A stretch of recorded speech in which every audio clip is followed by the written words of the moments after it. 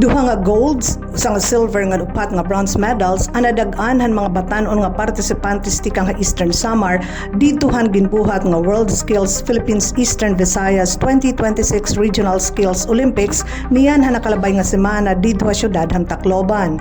Hi Angeline Lalosa hiton Arteche National Agricultural School nakakuha han gold medal dida inihan bakery. Hi Lalosa gihap ang kinilala nga Best of Eastern Samar Province. Hi Reynard Valdenor ngan Clint Ulysses Elacion han Goshen Farms amo naman ang nakakuha gihapon hin gold medal dida han landscaping gardening.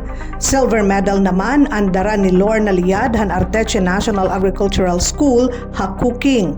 Samtang nakadaog hin bronze medal si Rainier Jeff Basihan hiton Arteche National Agricultural School dida han restaurant services. Mark Paul Borja han Balangkayan Senior High School ha web technologies. Jonathan Abog han Samar National Schools of Arts and Trades ha wall and floor tiling ngan Aikin Ralph Salazar hiton Balangigan National Agricultural School dida naman hiton welding. Sumala hiton TESDA, ira ginre-recognisar ang mga paniguro, determinasyon ngan dedikasyon han mga partisipante sugad man han ira mga coach amo nga natagamtamanira ini nga mga pasidungog. Iton World Skills Philippines Regional Skills Olympics in usang plataporma para mas mapakusog ngan mapadugwag iton technical education and skills excellence iton mga batan-on.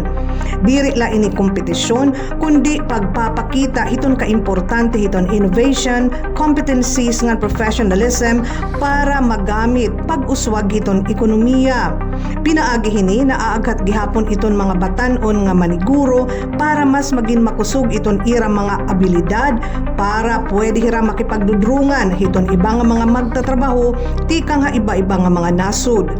Kasumpa hini igindoon han TESDA nga komitido hira nga mataganhin kaangayan nga tingog higayon ngan preparasyon iton mga batan-on pinaagi hindi kalidad nga mga skills training programs ngan mga oportunidad nga mag-aandam haira para mas maging produktibo.